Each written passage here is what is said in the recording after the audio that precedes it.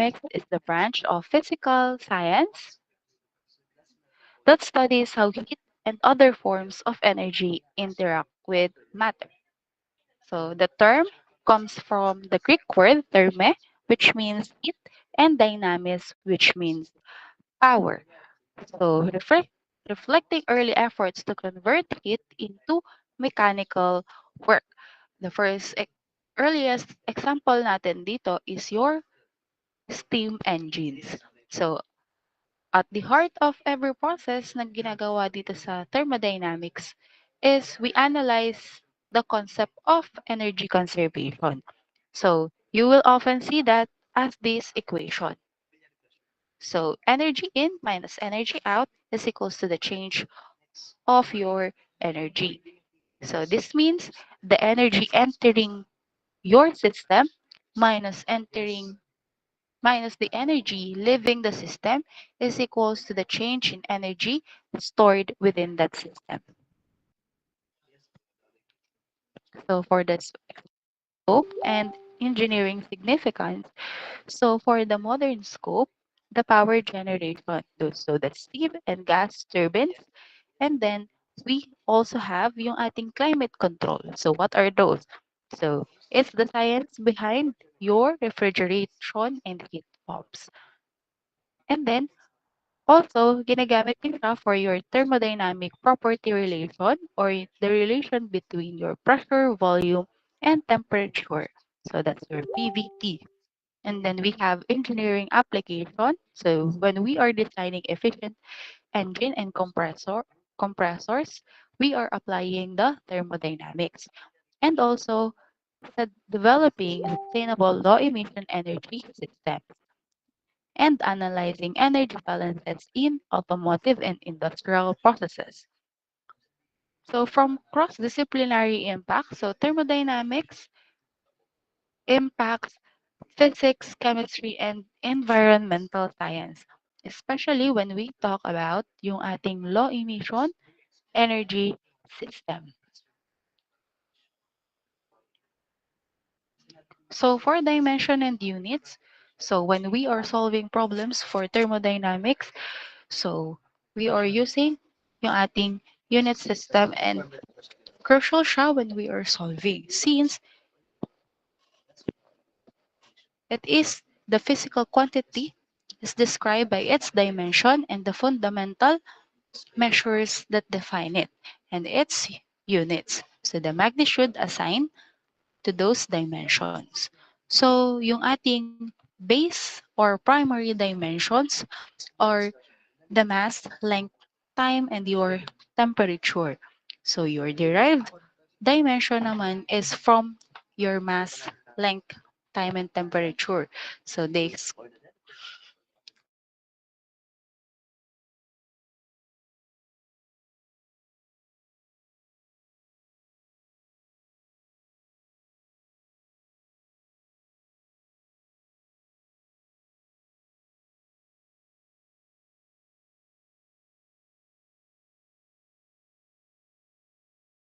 So sorry po ano. So your derived dimension, so these are the combination of your primary dimension. So for example, your velocity, it is your length over your time, and then your energy is the mass multiplied the squared of your length over the squared of your time. And then for the volume, that's cube of your length. So when we are analyzing yung ating mga dimension, we need the unit system. So for that, we have yung ating two main system na ginagamit. So those are your international system and your English or imperial system. So for SI or international system, so this is decimal and standardized prefixes. So while your empirical system is ginagamit pa din most of the application. So kailangan nyo yung conversion factor between the international system and your English system.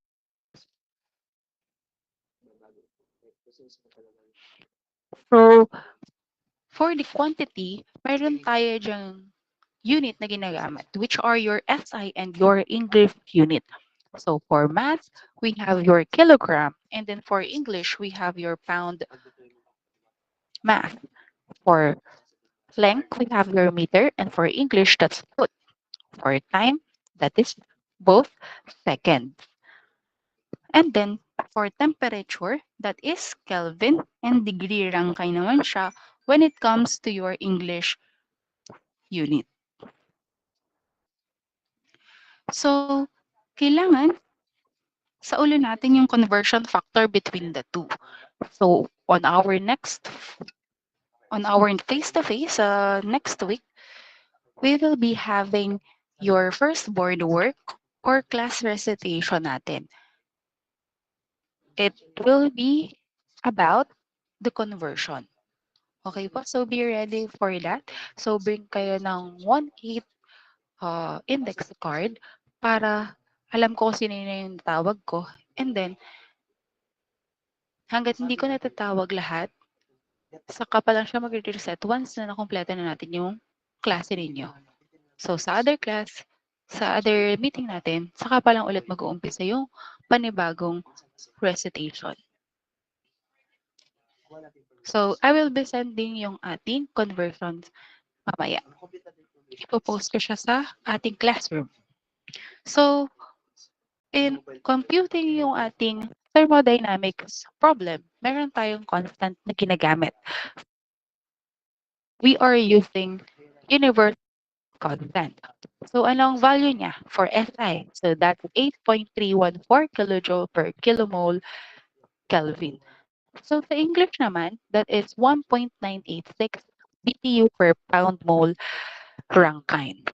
So, ang ginagamit na for gravity, so the standard gravity for SI, pag nagko-compute tayo, ang ginagamit natin is the 9.81 meter per second squared. While on the English, that's 32.2 feet per second squared. So for atmospheric pressure, we have 1.01325 bar, while in English form, that's 14.696 pound force per square inches. So, and then, dapat sa ulo nyo din to kung paano tayo magko-convert ng temperature. So, familiar na naman kayo dito. So, your conversion for the degree Celsius is equals to the Kelvin minus your 273.15 for degree Fahrenheit. That's 1.8 times degree Celsius plus 32. Sa Rangkay naman, that's 1.8 times your 1 times your Kelvin po. So let's have a sample problem for your conversion. So for the first question for the first problem, it's about the specific energy conversion. So a test rig measures a specific enthalpy rise of 320 BTU per pound. So let's convert this one daw po to kilojoule per kilogram. So paano natin mako-convert yung ating specific enthalpy? So first, we need to convert your BTU to kilojoule and then your pound to your kilogram. So to do that, ano po kaya ang conversion factor ng ating kilojoule, BTU to kilojoule? So your 1 BTU is how many kilojoule? So 1 BTU is equals to how many kilojoule po? Anyone? Sa chat box po. Yes po, Mr. Claveria.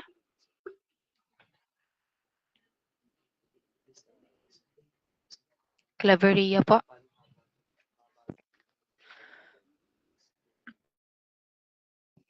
Yes po, yung nagtaas ng kamay. Sino po nagtaas ng kamay? Claveria. Ayan. So, your PU is equals to 1.055 kilojoule. And then your 1 kilogram is how many pounds po?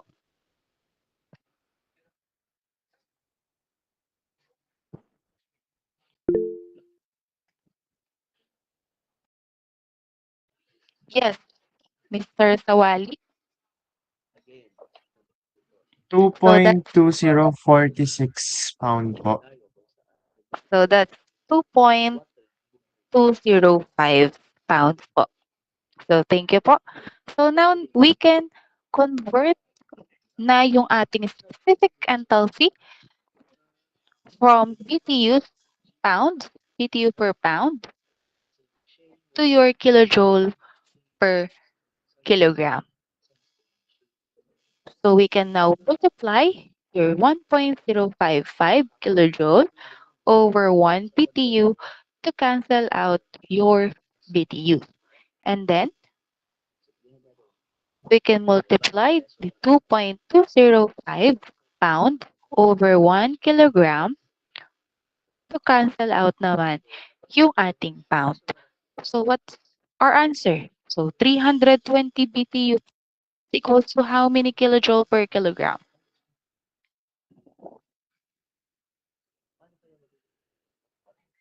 Anyone?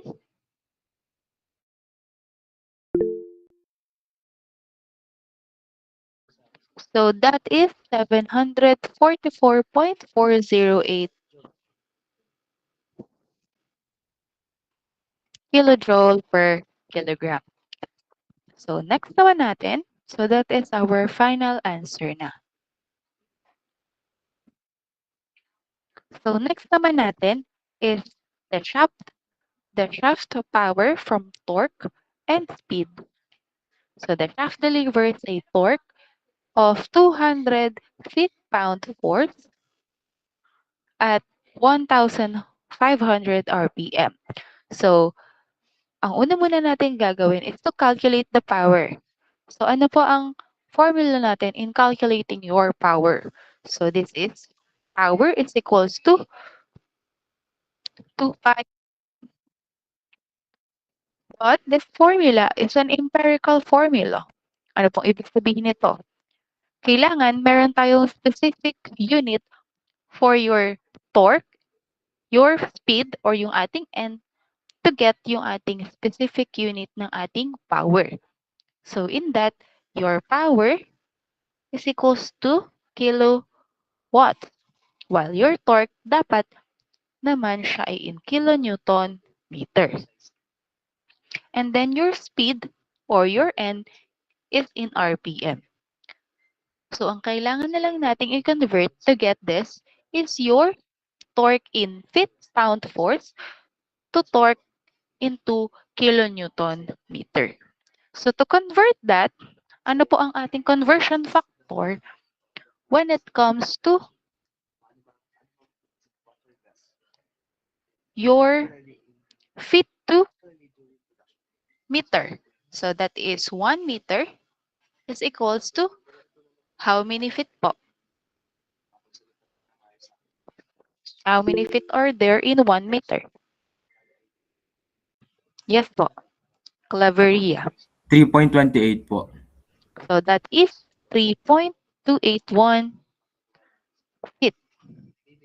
And then, how many kilonewton are there in 1 pound force? Is equals to how many kilonewton?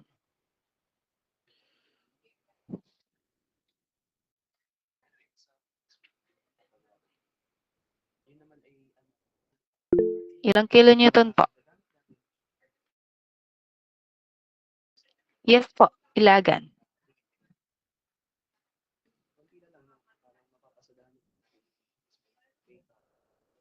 Yes po, ilagan. 1 pound force po is equals to 0.004 po. So that is 0.004449 kilonewton. Okay po. So now we can convert your torque to kilonewton meter. So torque is equals to 200 feet-pound force multiplied to your 1 meter over 3.281 feet. to cancel out your feet, and then 0.004449 kilonewton over 1 pound force to cancel out naman yung ating pound force. So now we can calculate your power. So P is equals to, so this is P is equals to 2 pi your torque in kilonewton meter. So ano pong torque natin in kilonewton meter?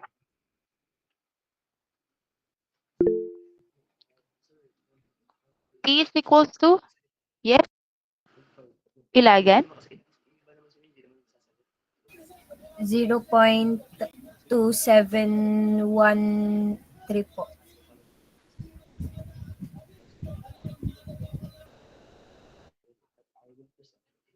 Tama po ba yun? Wait lang. Let's recalculate. Iba yung nasa akin. So 200 divide your 3.281 times 0. Yes, Claveria? 0. Ma'am, 0.2711978055 kilonewton meter po. So your torque is 0.2711197. Tama po ba? Yes po, ma'am. 805. So this is in kilonewton meter. So your power is equal to 2 pi times your torque, which is 0.271197805 kilonewton meter times your speed or RPM. So that's 1,500 RPM. So this is equals to, P is equals to how many kilowatt?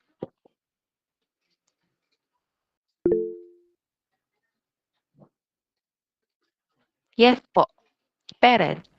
2555.9799101 horsepower. So that is 2555.979100073 kilowatt. So now we have your kilowatt.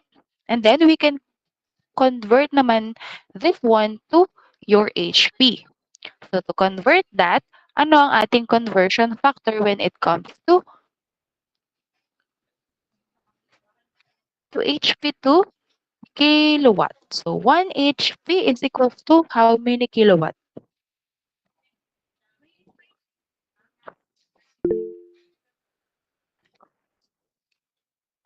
Yes po, Perez.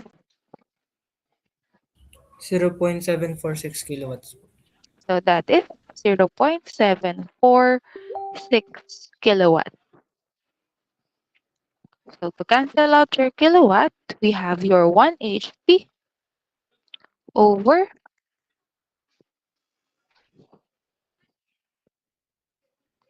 0.746 kilowatt. Cancel, cancel. So you have how many HP po? Yes, Perez. 3426.245443. 3426.24544. So this is in HP. So next one natin is about volumetric flow rate. So a pump discharge 2.5 cubic meter per hour of water daw po. So express daw this flow rate as liter per second and cubic feet per minute. So una muna natin yung convert to liter per second. So ano ang conversion factor from your cubic meter to liter? So your 1 cubic meter is equals to how many liter po?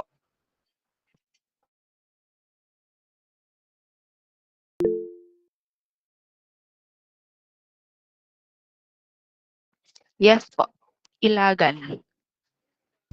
1 cubic meter is equals to 1,000 liter po. So that is 1,000 liter. So to convert naman your time, your 1 hour is equals to minutes. And then your 1 minute is equals to 60 seconds. So now we can convert na yung inyong volume flow rate from cubic meter per hour to your liter per second. So that is 1,000 liter over 1 cubic meter times your 1 hour over 60 minutes times 1 minute over 60 seconds. Now we can cancel out your cubic meter, your hour, your minute. So natitira na lang sa atin is your liter per second. So ano ang answer natin dito? So your 2.3 cubic meter per hour is equals to how many liter per second, Mr. Sawali?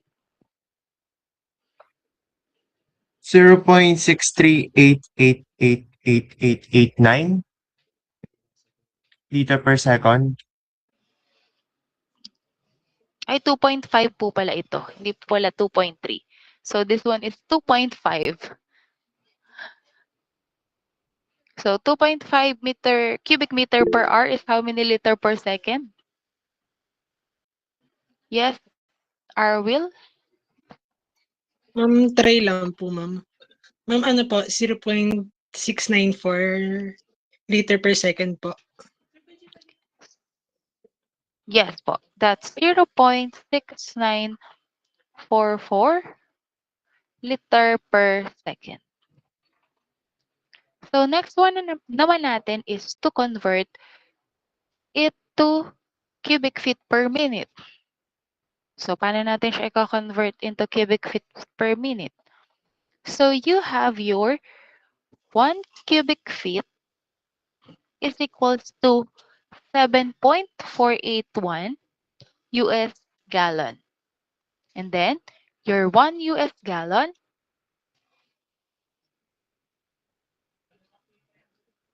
is equals to 3.785 liters. So now, convert natin siya. So we have 1 US gallon over 3 point, pangit ang sulat. So this is 3.785 liter times 1 cubic feet over 7.481 US gallon.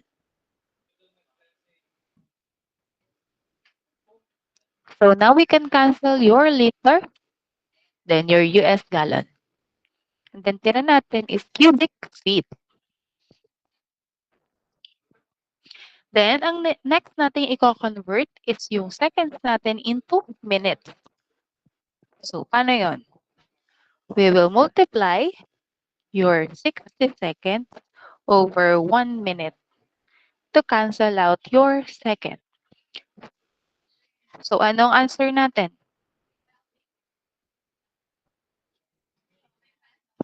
Yes? Gera?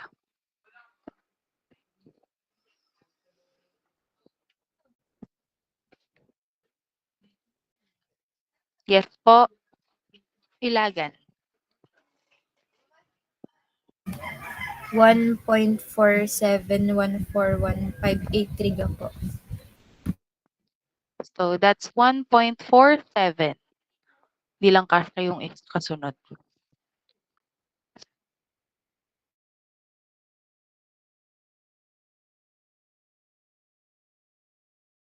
Okay na tayo dito? Walang tanong for number 3? Okay po. So next one natin is we have a vessel is pressurized to 2.2 bar gauge. So find the absolute pressure and convert it to Pascal and to PSI. So meron tayong given dito and that is in gauge. To make it in atmosphere to absolute pressure, anong gagawin natin? So we need to add your atmosphere pressure. So that P absolute is equals to P gauge plus your P at atmospheric pressure, and then this is your, what is your P gauge? That is 2.2 bars plus your atmospheric pressure. So that is 1.01325 bar.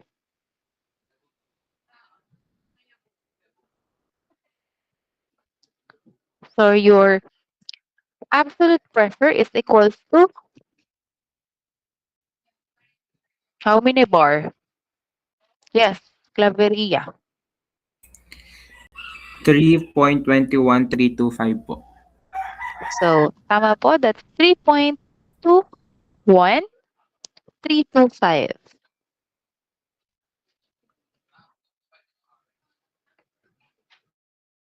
So, to convert yung ating bar,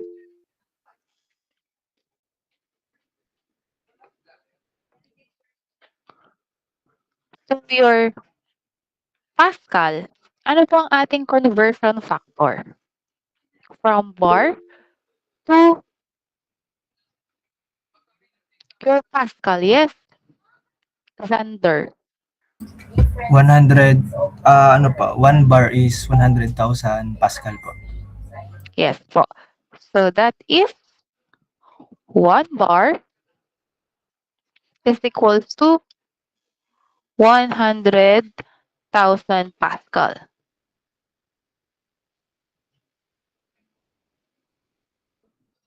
So, anong gagawin natin dito?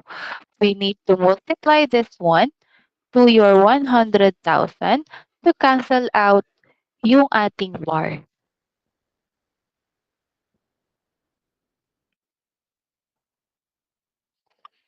So, our P absolute is equals to 321,325 Pascal. So, now we need to convert naman yung ating Pascal to PSI. So, anong conversion factor natin sa Pascal to PSI? So, your 101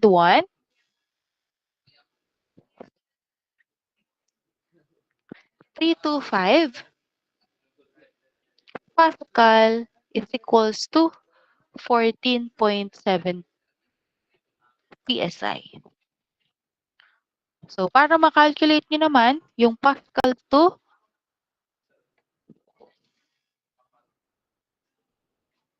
PSI, we will going to multiply 14.7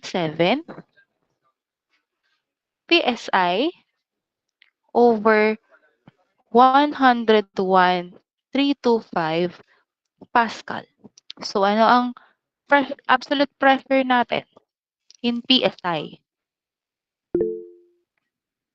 So, 321,325 times 14.7 over 101,325. Yes, Akar. 46.6171,098,4456 PSI. So, that is for 6.617,095,985 PSI.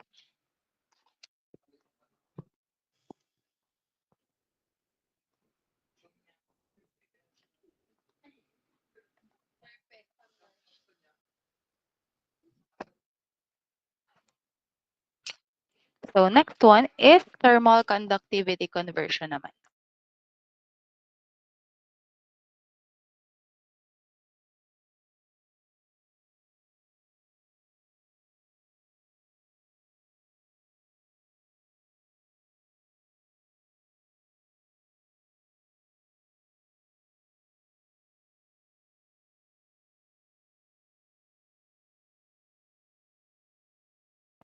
So to convert yung ating thermal conductivity, so a composite wall has an effective thermal conductivity of 0.15 watt per meter Kelvin. Then we need to convert it to your English unit, that is BTU per hour, feet degree Fahrenheit. So ano ang conversion natin dito? So this one, may correction dito. This is degree Rankine. Okay? So to convert that, kailangan natin ang conversion factor nila. So your 1 watt is equals to how many BTU per hour? How many BTU per hour? Your 1 watt is how many BTU per hour po?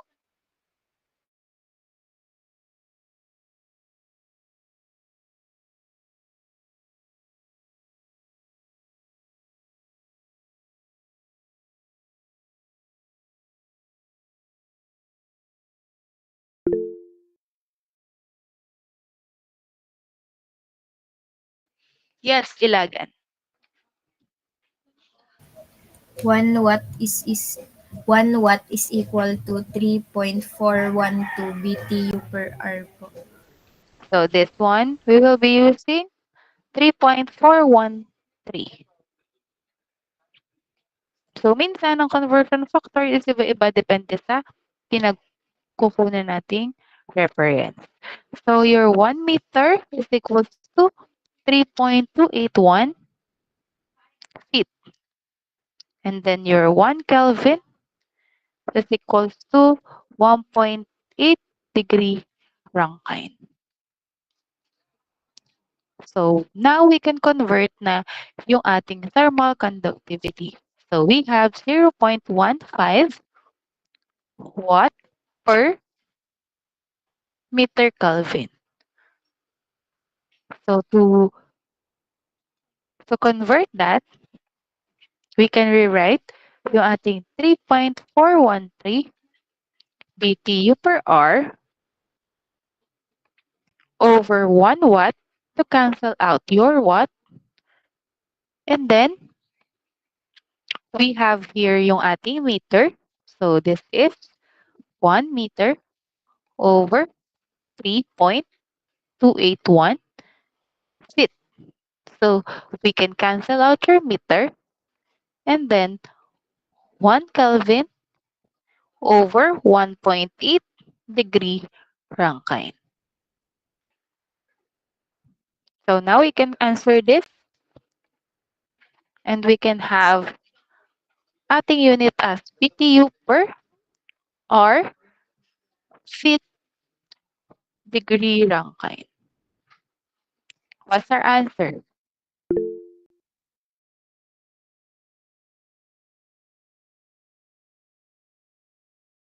Yes, Mr. Perez. 0.08668 BTU hour. So that is 0.08665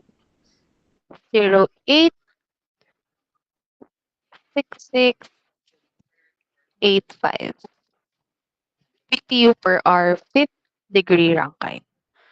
So clear tayo dito sa conversion and how we are converting from one unit to another.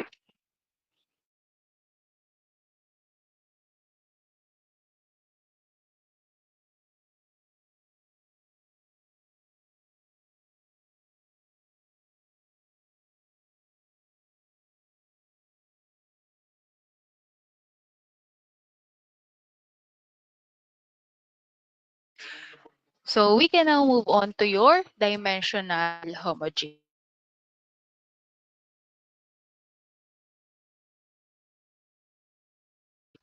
So every term in a valid must have same dimensional units. So to ensure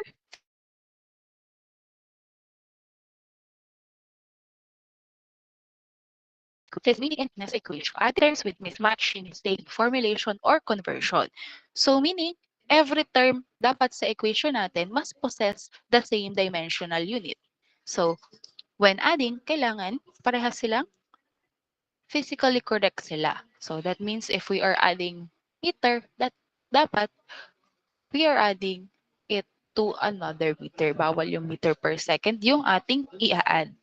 So that is impossible and physically incorrect pag tinignan natin.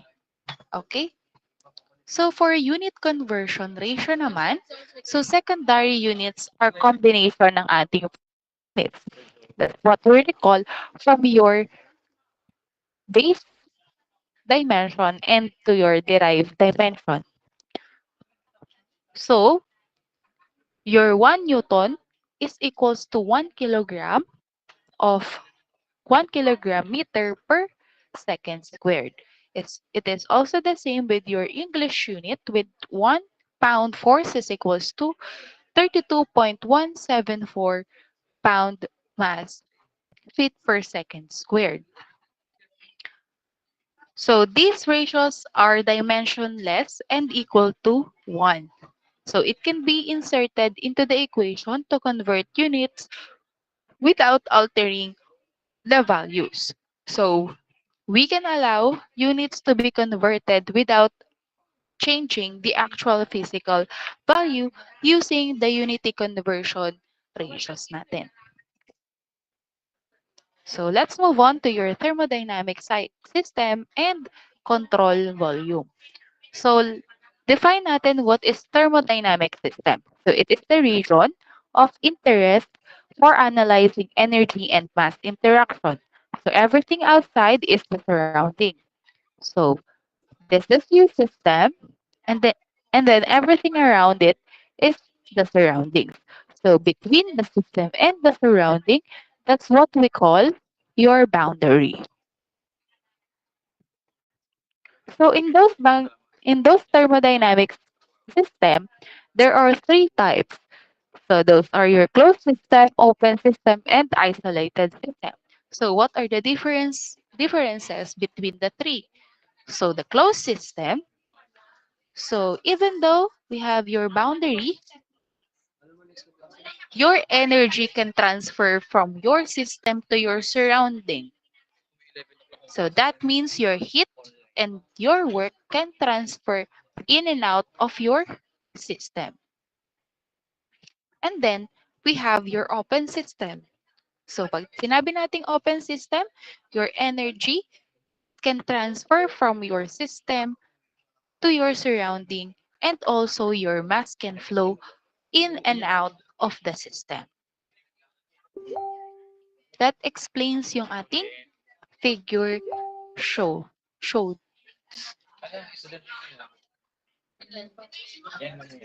So the isolated system naman, so neither of the mass or nor the energy can cross the boundary. This means both of your mass nor energy is stays within the so the total energy remains constant because nga hindi siya nagpa-pass through the boundary. So this is a perfectly insulated container or the universe as a whole. So this is the differences between your closed, open, and isolated. So let's recall what are those. So from closed, there are there were no mass flow, but energy can flow through your system. And then in open system, both of your mass can flow and energy also can flow. And then for isolated, both of them cannot pass through your. So let's move on to your thermodynamic properties.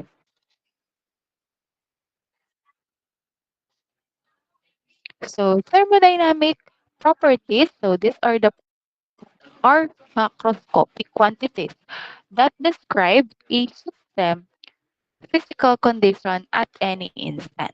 So common examples include temperature, volume, and then mass.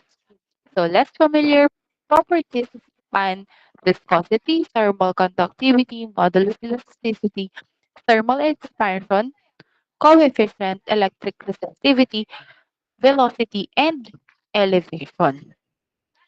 So your thermodynamic properties can be classified by two. So what are those? Those are your extensive and intensive property. So for your extensive property, this depend to the size or to the size of your system. So example natin dito is your mass and then your volume. So when we double your size ng inyong system, your mass and then your volume can be affected by doubling it up. So your mass and volume will be doubled also. While naman ang ating intensive property are the independent properties from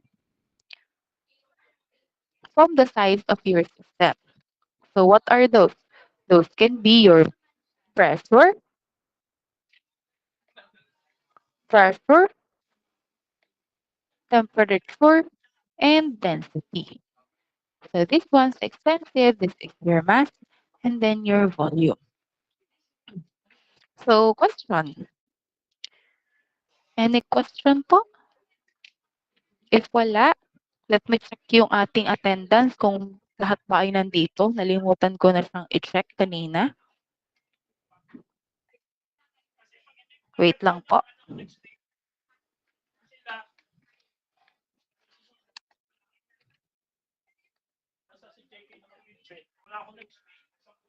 Hello, hello, hello.